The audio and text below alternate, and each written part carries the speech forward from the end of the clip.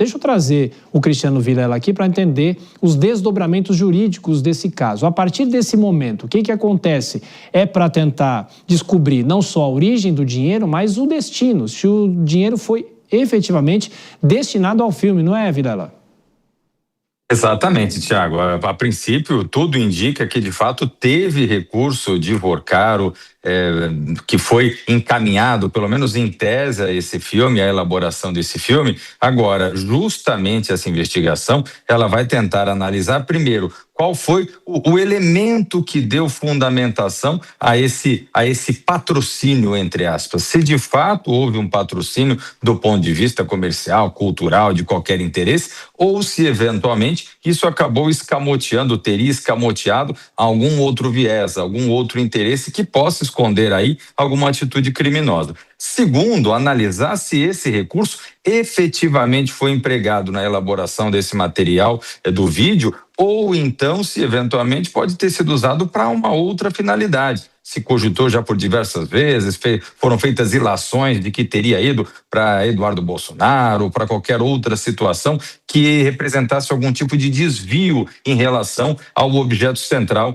dessa relação. Então, isso tudo será objeto de análise desse inquérito a partir de agora, sob presidência do ministro Mendonça, de uma forma diferente, de uma forma paralela em relação àquele outro caso que envolve também a obtenção de recursos para essa questão do filme, envolvendo emendas parlamentares, que esse outro caso não. Esse outro caso permanece sob análise do ministro Flávio Dino. Uma coisa realmente de cada lado, uma coisa fica com o seu próprio relator que vai analisar cada um dos pontos. Dora Kramer, daqui a pouquinho a Denise também comenta. Dora, politicamente, um processo desse, um inquérito desse, no decorrer da campanha eleitoral, o que pode acontecer? O que pode pesar nessa campanha, no caso do senador Flávio Bolsonaro?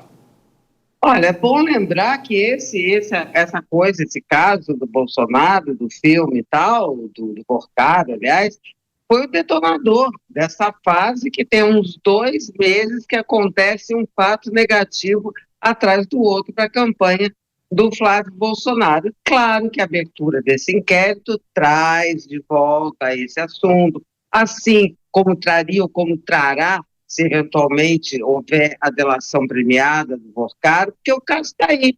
Já tem 10 operações da Polícia Federal. Com esse caso, o caso continua, está sendo apurado. Então, esse caso do dinheiro do filme, ele é assim, digamos assim, que é o problema master para fazer um trocadilho infame e bobo aqui, mas enfim, né? E vai trazer também um assunto, vai ser interessante, porque com esse inquérito, o Flávio Bolsonaro vai ser cobrado inevitavelmente a respeito de um compromisso que ele firmou no dia 19 de março.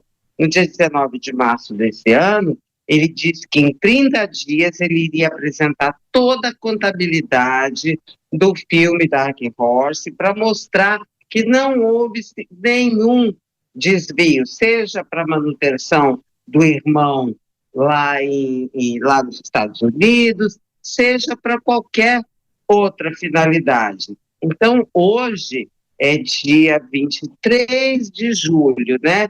Tem 2 meses e 4 dias que essa promessa foi feita e até hoje não foi cumprida. Mas a Polícia Federal vai cobrar, porque vai querer que essa contabilidade seja esclarecida.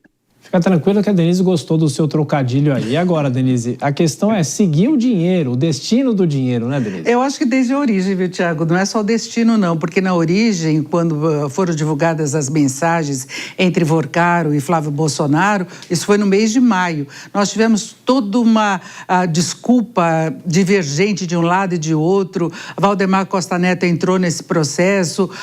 Eduardo Bolsonaro falava uma coisa, Flávio falava outra. Depois Flávio disse... Em seguida, apareceu que ele foi no dia seguinte, já com Vorcaro usando tornozeleira, falar com ele a respeito, segundo ele, para cortar as relações, porque ele percebeu que o caso era sério mesmo.